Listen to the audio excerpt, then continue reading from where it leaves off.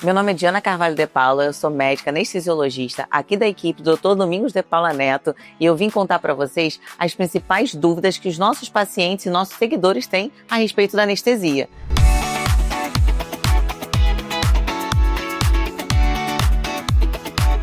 O primeiro passo de qualquer cirurgia é a sua anestesia. Enjoo, tontura e coceira são efeitos colaterais que podem acontecer depois de uma cirurgia ou de uma anestesia. Não é normal você sentir dor de cabeça depois de uma anestesia raquidiana, porém, hoje em dia a gente tem diversos monitores e tudo para fazer com que o seu procedimento seja o mais seguro possível. É muito diferente do que como acontecia antigamente.